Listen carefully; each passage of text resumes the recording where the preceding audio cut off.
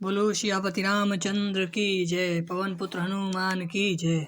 करि भोजन मुनिवर विज्ञानी लगे कहन कछु कथा पुरानी। विगत दिवस गुरु आय सुपाई संध्या करन चले दो भाई।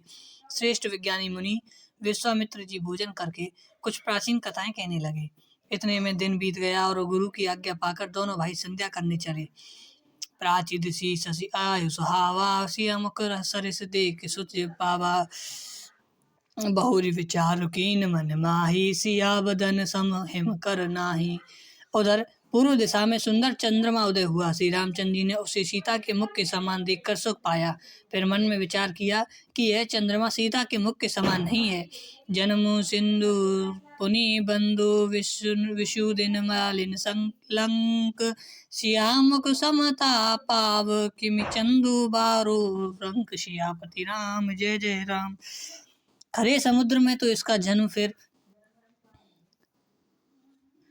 उसी समुद्र में उत्पन्न होने के कारण विष इसका भाई, जिसमें यह मलिन शोभाहीन निस्तेज रहता है और कलंकी काले दाग से युक्त है। बेचारा गरीब चंद्रमा सीता के मुख की बराबरी कैसे पा सकता है। घटई बढ़ई हानि दुखदाई ग्रसई राहु निज संदहि पाई। कोक शोक प्रद पंकज द्रोही अवगुण बहुत चंद्रमा तोही। फिर यह घटता बढ़ता है और विरहणी स्त्रियों को दुख देने वाला है। राहु अपनी सांधि पाकर ग्रस्त लेता है। चकवी को वियोग का शोक देने वाले और कमल का वीरे उसे मुरझा देने वाला है। हे चंद्रमा, तुझमें बहुत से अवगुण हैं जो सीता में नहीं। विदेहि मुख पट तर दीने होए दोष बड़ो अनुचित कीने। सिया मुख छवि विदु व्याज बखानी गुरु पही चले निशा बड़ी ज्ञानी। अतः जानकी के मुख तुझे उपमा देने में बड़ा अनुचित कर्म करने का दोष लगेगा। इस प्रकार चंद्रमा के बहाने सीता के मुख छवि का वर्णन करके बड़ी रात हो गई जान वे गुरु जी के पास चले।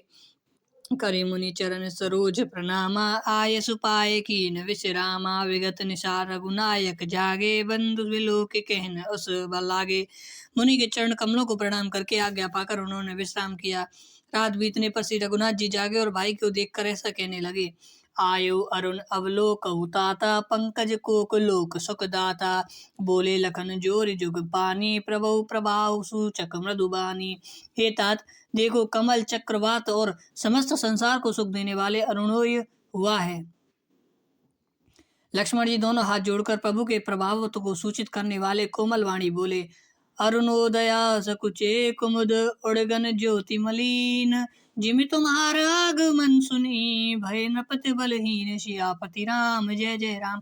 अरुणोदय होने से कमोदनी सकुचा गई है और तारगणों को प्रकाश फीका पड़ गया है। जिस प्रकार आपका आना सुनकर सब राजा बलहीन हो गए हैं। नृप सब नखत करहि उजियारी टरिना सकहि चाप तम भारी। कम कोक मधुकर खगनाना हर्ष सकल निशा अवसाना। सब राजा रूपी तारे उजला मंद प्रकाश करते हैं, पर वे धनुष रूपी महान अंधकारों को हटा नहीं सकते।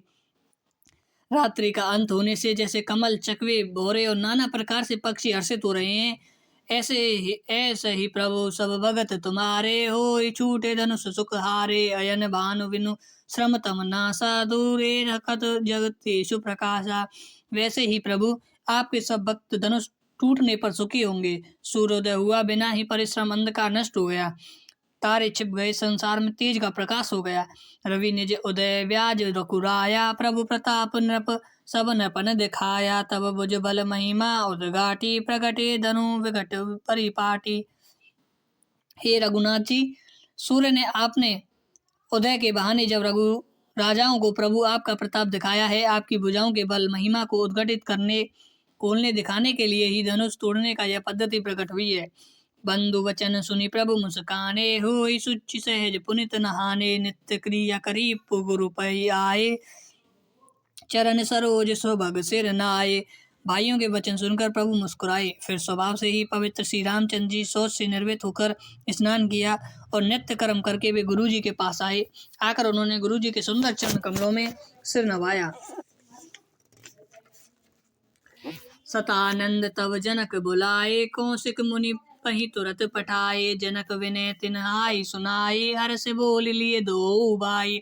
तब जनक जी ने सतानंद जी को बुलाया और उन्हें तुरंत ही विश्वामित्र मुनि के पास भेजा। उन्होंने आकर जानकी जी की विनती सुनाई। विश्वामित्र जी ने हर्षित होकर दोनों भाइयों को बुलाया। सतानंद पद बंदी प्रभु बैठे गुरु पहि जाय, चलहु तात मुनि कहे तब पटवा जनक बुलाए, सियापति राम जय जय राम।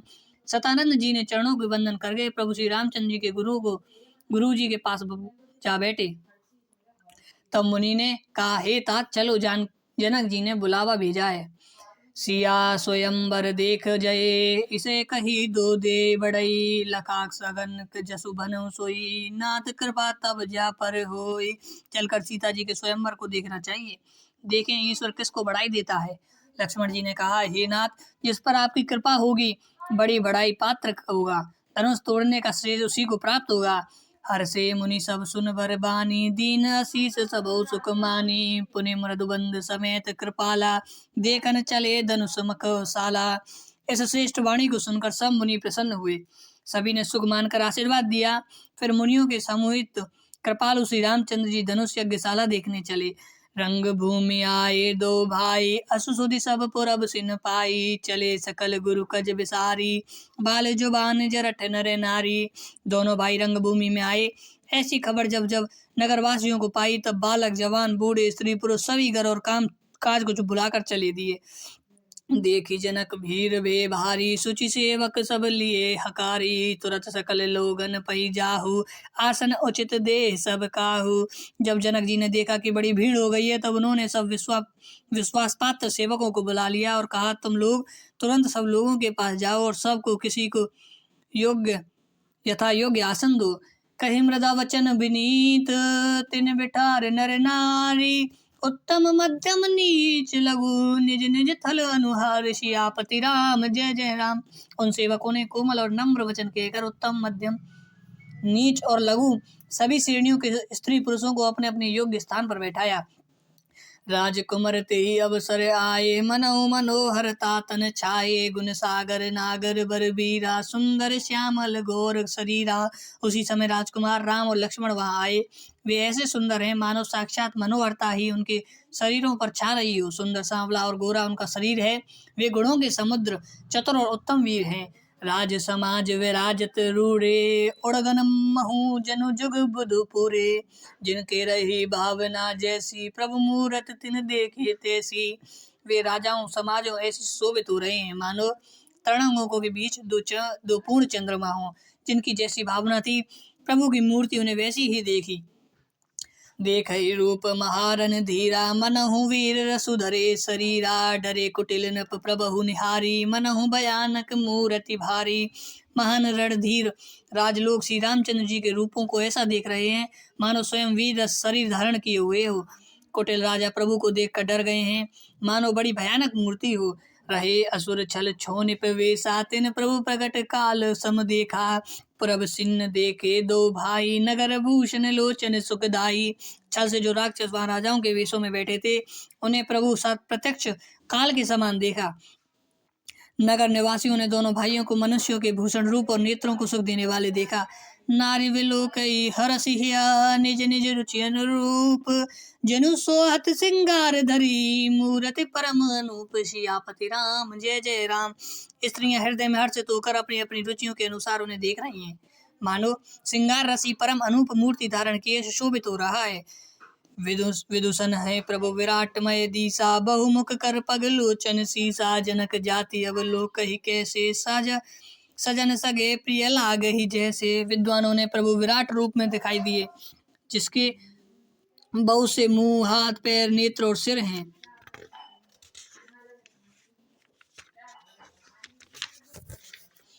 जानकी जी सत्य कुटुंबीय प्रभु को किस तरह कैसे प्रिय रूप में देख रही हैं, जैसे सगे सज्जन संबंधी प्रिय लगते हैं। सहित विदेह विलोक ही रानी, शिशु सम प्रीति न चाति बखानी, जोगनि परम तत्वमय भाषा, शांत शुद्ध सम सहज प्रकाशा। जनक समेत रानियां उन्हें अपने बच्चों के समान देख रही हैं। उनकी प्रीति की वर्णन नहीं किया जा सकता। योगियों ने वे शांत शुद्ध सम और स्व प्रकाश परम तत्वों के रूप में देखे। हरि भगत देख दो भ्राता, इष्ट देव एव सब सुख दाता। राम ही चितव भाई देहि सिया, सो स्नेहु सुख नहीं कथनिया। हरि भक्तों ने दोनों भाइयों को सब सुखों को देने वाले इष्ट देव के समान देखा। सीता जी जिस भाव से श्री रामचंद्र जी को देख रही हैं वह स्नेह और सुख तो कहने में ही नहीं आता। और अनुभवती न कही सक सो, कवन प्रकार कहे कवि को। एहि विधि रहा जय ही जस भाव, ते ही तस देखे कौशल राव। उस स्नेह और सुख को वे हृदय में अनुभव कर रही हैं, पर वे भी उस सह कह नहीं सकती। फिर कोई कवि उसे किस प्रकार कह सकता है। इस प्रकार जिसका जैसा भाव था उसने कौशलधीश श्री रामचंद्र जी को वैसा ही देखा। राजत राज समाज महु, कौशल राज किशोर। सुंदर श्यामल गौर तन, विश्व विलोचन चोर। सियापति राम जय जय राम।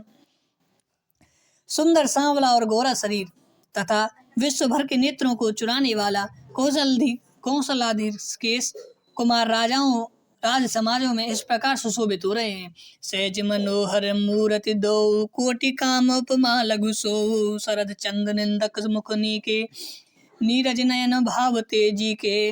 दोनों मूर्तियां स्वभाव से ही बिना किसी बनाव श्रृंगार के मनोहर मन को हरने वाली हैं। करोड़ों कामदेवों की उपमा भी उनके लिए तुच्छ है। उनके सुंदर मुख शरद पूर्णिमा के चंद्रमा की भी निंदा करने वाले, उसे नीचा दिखाने वाले हैं। और काम के समान नेत्र मन को बहुत ही भाते हैं। चितवनी चारु मार मनुहरणी, भवति हृदय जाति नहीं बरनी। कल कपोल श्रुतु कुंडल लोला, त्रुम्बुक अधर सुंदर मृदु बोला। सुंदर चितवन सारे संसार के मनो को हरने वाले कामदेव भी मन को हरने वाली है। वह हृदय बहुत ही प्यारी लगती है, पर उसका वर्णन नहीं किया जा सकता। सुंदर गाल, कानों में झूमते हुए कुंडल और ठोड़ी और उधर ओठ सुंदर है, कोमल वाणी है। कुमबंधु कर निंदक हासा, ब्रुकट विकट मनोहर नासा। भाल विशाल तिलक जल खाही, कछ विलोक आली अवध जाही। हंसी चंद्रमा की किरणों की तिरस्कार करने वाली है। भौहें टेढ़ी और नासिक मनोहर हैं। ऊंचे चौड़े ललाट पर तिलक झलक रहे हैं, दीप्तिमान हो रहे हैं। काले घुंघराले बालों को देखकर भौरों की पंक्तियां भी लजा जाती हैं। पीत चौतनी सिर नहीं सुहाई, कुसुम काल बीच बीच बनाई। देखे रुचिर कुंभ कल गीवा, जनु त्रिभुवन सुषमा की सीवा। पीली चौकोनी टोपियां सिरों पर सुशोभित हैं, जिनके बीच बीच में फूलों की कलियां बनाई गड़े हुई हैं। शंखों के समान सुंदर गोल गले में मनोहर 3 रेखाएं हैं, जो मानो 3 लोकों को सुंदरता की सीमा को बता रहे हैं। कुंजर मणि कंठा कलित, और नहीं तुलसी कमाल। वृषभ कंद के हरि ठवनी, बल निधि बाहु विशाल। सियापति राम जय जय राम। हृदय पर गजमुक्ताओं के सुंदर कंठों और तुलसी की मालाएं सुशोभित हैं। उनके कंधे बैलों के कंधे की तरह ऊंचे तथा पुष्ट हैं।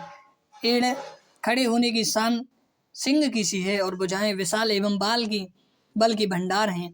कटित नीर पीत पट बांधे, कर सर धनुष बाम बर कांधे। पीत यज्ञ अपवित सुहाए, नख सिग मंजू महा छवि छाए। कमर में तरकस और पीताम्बरी बांधे हैं। दाहिने हाथ में बाण और बाइने सुंदर कंधे पर धनुष तथा पीले यज्ञ पवित जनेऊ सुशोभित है। नख से लेकर सखा तक सब अंग सुंदर हैं, उन पर महान शोभा छाई हुई है। देखी लोग सब भये सुखारे, एक टक लोचन चलत न तारे। हर से जन को देख दो भाई, मुनिपद कमल गहे तब जाई। उन्हें देखकर सब लोग सुखी हुए, नेत्र एक टक निमेष शून्य है, और तारे पुलकित भी नहीं चलते। जनक जी दोनों भाइयों को देखकर हर्षित हुए। तब उन्होंने जाकर मुनि के चरण कमलों को पकड़ लिया। कर विनती निज कथा सुनाई, रंग अवनि सब मुनि हर देहाई। जहाँ जहाँ देह को वर वर दो, तहाँ तहाँ चकित चितव सब को। विनती करके अपनी कथा सुनाई और मुनि के सारे रंग भूमि यज्ञशाला दिखलाई। मुनि के साथ दोनों श्रेष्ठ राजकुमार जहाँ जहाँ जाते वहाँ वहाँ सब कोई आश्चर्यचकित हो देखने लगते।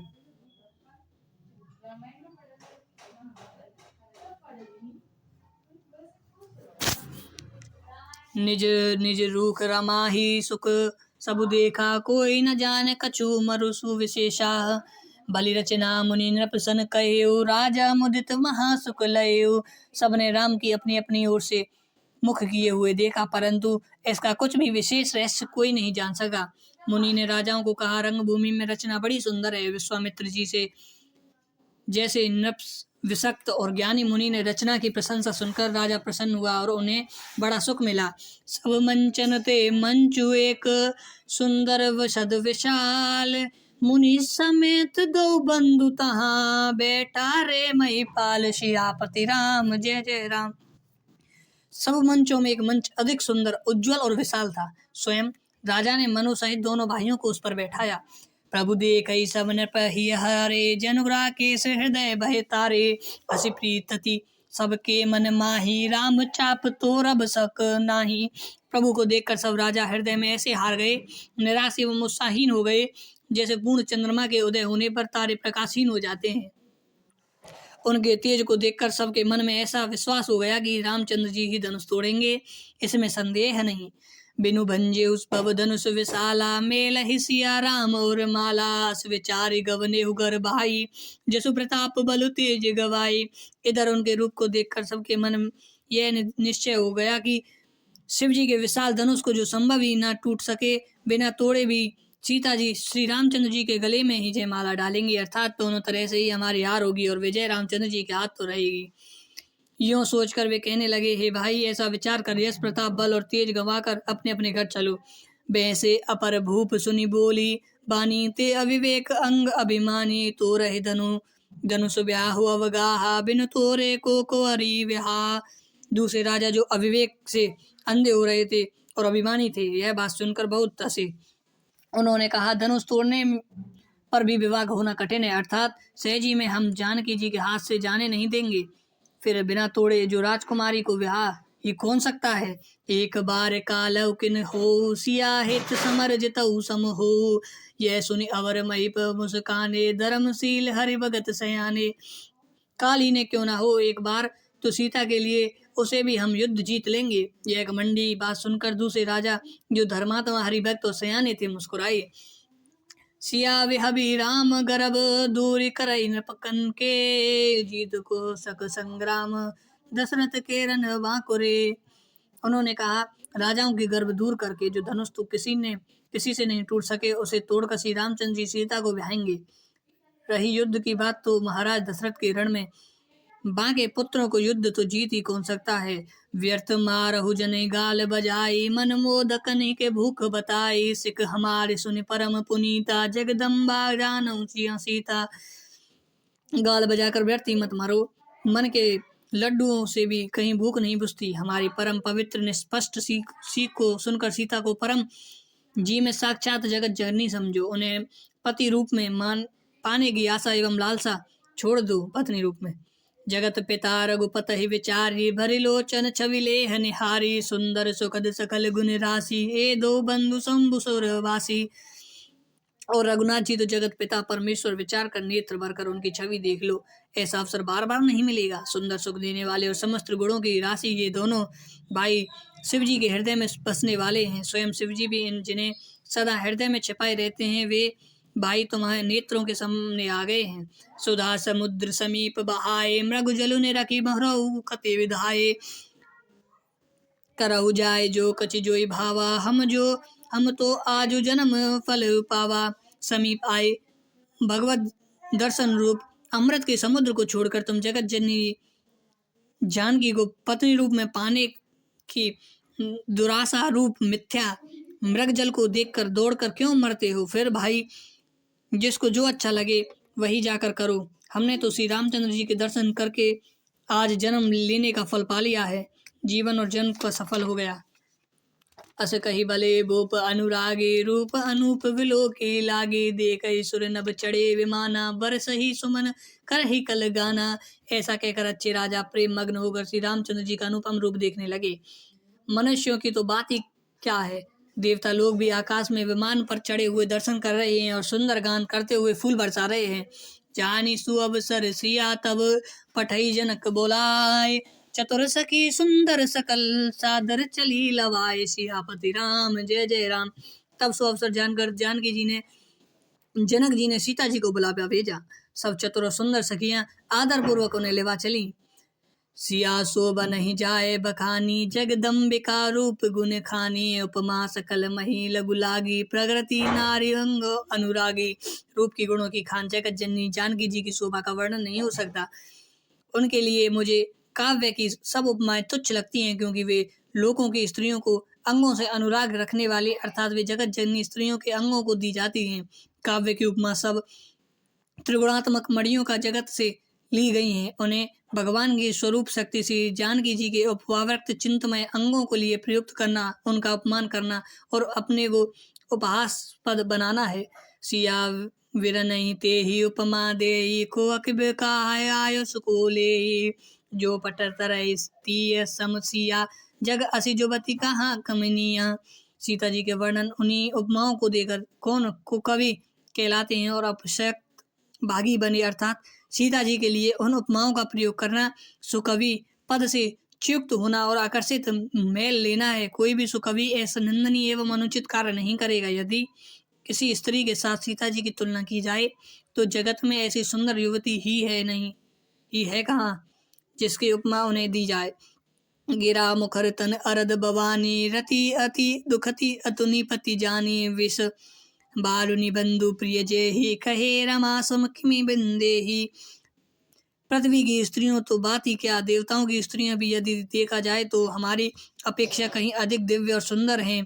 तो उनमें सरस्वती तो बहुत बोलने वाली हैं और पार्वती अर्धांगिनी है, अर्थात अर्ध नारी नटकेश्वर के रूप में उनका आधा ही अंग स्त्री का है, शेष आधा अंग पुरुष शिवजी का है।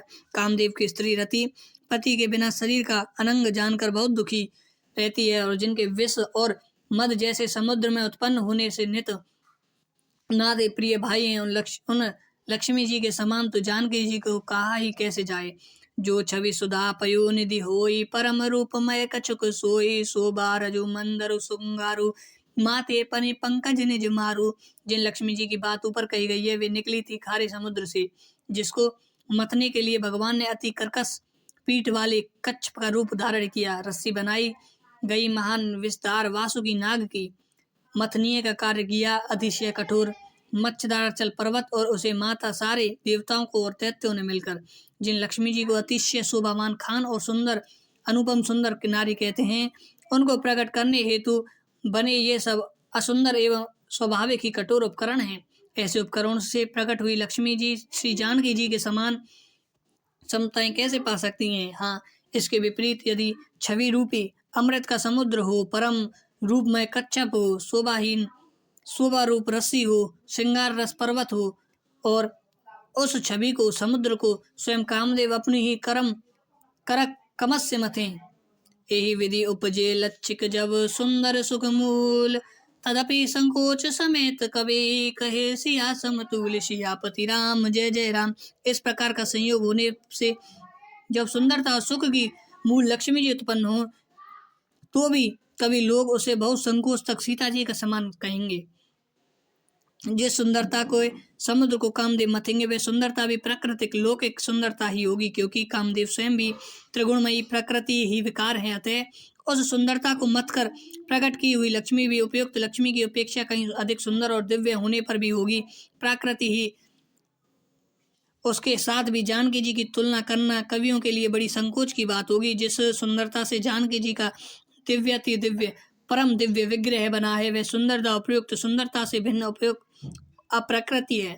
वस्तुतः लक्ष्मी जी अप्रकृत रूप भी यह है, वह कामदेव मतने में नहीं आ सकती और वह जानकी जी का स्वरूप ही अतः उनसे भिन्न नहीं है और उपमा दी जाती है भिन्न वस्तुओं के साथ। इसके अतिरिक्त जानकी जी प्रकट हुई हैं स्वयं अपनी महिमा से, उन्हें प्रकट करने के लिए किसी भिन्न उपकरणीय अपेक्षा नहीं है, अर्थात शक्ति शक्तिमान से अभिन्न अद्वितीय तत्व एवं अद्वितीय अनुपेय में यही गुण दर्शन के तत्व भक्त शिरोमणि कवि इस अभूत मंगल कर्म को द्वारा बहुत सुंदरता व्यक्त किए हैं। चली संगले सखी सयानी, गावत गीत मनोहर बानी। सोहन बल तनु सुंदर सारी, जगत जननी अद्भुत छवि भारी। सयानी सखी सीता जी के साथ लेकर मनोहर वाणी गीत गाती हुई चली जाती हैं। सीता जी के नवल शरीर पर सुंदर साड़ी सुशोभित है। जगत जननी महान छवि अतुलनीय है। भूषण सकल सुदेश सुहाए, अंग अंग रज सकनि बनाए, रंग भूमि जब सिया पगुधारी, देखे रूप मोह नर नारी। जब आभूषण अपनी अपनी जगह पर सुशोभित हैं, जिन्हें सखियों के अंग अंग में भली भांति सजाकर पहनाया है। जब सीता जी ने रंग भूमि में पैर रखा तब उनका दिव्य रूप देखकर स्त्री पुरुष सभी मोहित हो गए। हर्षि सुरन दुबई बजाई, वरसी बसून अपचरा गाई, पनी सरोज सोए जय माला, अवचट चितय सकल भुआला। देवताओं ने हर्षित होकर नगाड़े बजाए और पुष्प बरसाए, अप्सराएं गाने लगी। सीता जी के कर कमलों की जयमाला से शोभित है। जब राजा चकित होकर अचानक उनकी ओर देखने लगे, सिया चकित चित राम ही चाहा, भय मोह बस सब नर नाहा, मुनि समीप देखे दो बाई, लगे ललित लोचन निधि पाई। सीता जी चकित चित्त से श्री रामचंद्र जी को देखने लगी। तब सब राजाएं लोग मोह के वश हो गए। सीता जी ने मुनि के पास बैठे हुए दोनों भाइयों को देखा तो उनके नेत्र अपना खजाना पाकर ललचा वहीं श्री रामचंद्र जी के लगे स्थिर हो गए। गुरुजन लाज समाज बड़, देख सिया सकुचानी, लगी विलोकन सकीन, तन रघुवीर ही उर रानी, सियापति राम जय जय राम। परंतु गुरु जियों की लाश से तथा बहुत से बड़े समाज देखकर सीता जी सकुचा गई। वे श्री रामचंद्र जी के हृदय लाकर सखियों को और देखने लगे। राम रूप अरुसिया छवि देखी, नर नरेन परिहरिन मेसी, सोचहि सकल कहत सकुचाही, विधि सन विनय करहि मनु माही। श्री रामचंद्र जी रूप और सीता जी की छवि देखकर स्त्री पुरुष पलक मरना छोड़ दिया। सब एकाटेक उन्हीं को देखने लगे। सभी अपने मन में सोचते पर कहते सकुचाते हैं। मन ही मन वे विधाता से विनय करते हैं। हरु विधि वेग जनक जड़ताई, मति हमारी यस देहि सुहाई, बिनु विचार पनु तजे नरु नाहु, सिया राम कर करे विवाहु। हे विधाता, जानकी जी मूर्ताओं के शीघ्र हर लीजिए और हमारी ऐसी सुंदर बुद्धि उन्हें दीजिए कि जिससे बिना ही विचार किए राजा अपना प्रण छोड़कर सीता जी का विवाह राम जी से करा दे। जुग जुग भल कही भाव सब काहू, हट कीने अंत होर दाहू, एहि लाल सामगन सब लोगू, बरु सांवरे जान की जोगू। संसार उन्हें भला ही कहेगा क्योंकि यह बात सब किसी को अच्छी लगती है। हट करने से अंत में हृदय जलेगा। सब करने इसी लालसा में मग्न हो रहे हैं कि जानकी जी योग्य वर तो यह सांवला ही है। तब बंदी जन जनक बुलाए, बरिदावनी सहित चली आए, कह नप जाए कह पन मोरा, चले भाट है हर सुन थोरा। तब राजा जनक ने बंदी जनों भाटों को बुलाया। वे बरुदावली वंश की कीर्ति गाते हुए चले आ रहे हैं। राजा कहा, जाकर मेरा प्रण सबसे कहो। भाट चले, उनके हृदय में कम आनंद ना था। बोले बंदी वचन बर, सुनहु सकल महिपाल, पन बंदे कह कर करहि हम, भुजा उठाए विशाल, सियापति राम जय जय राम। भाटों ने श्रेष्ठ वचन कहा, हे पृथ्वी के पालन करने वाले सब राजगण, सुनिए, हम अपनी भुजा उठाकर जनक जी का विशाल प्रण कहते हैं। नप भुज बल विदु शिव धनु राहु, गरे कठोर विदित सब काहू, रावण बानु महाबट भारे, देखि सरासन गवही सिधारे। राजाओं की भुजाओं का बल चंद्रमा है, शिव जी का धनुष राहु है। वह भारी है, कठोर है, यह सब को विदित है। बड़े भारी योद्धा रावण और बाणासुर भी इस धनुष को देखकर गौ से चुप से चलते बने। उसे उठाना तो दूर रहा, छूने तक की हिम्मत ना हुई। सोई पुरारी को दुकुन कठोरा, राज समाज आज जोई तोरा, त्रिभुवन जाय जय समेत विदेही, विनय विचार वरय हटिते ही। उसी शिव जी के कठोर धनुष आज इस राज समाज में जो भी तोड़ेगा, तीनों लोगों की विजय के साथ उनको जानकी जी बिना ही किसी विचार के हठ पूर्वक वर्ण करेंगी। सुनिपन सकल भूप अभिलाषे, बट मानी अति समय मन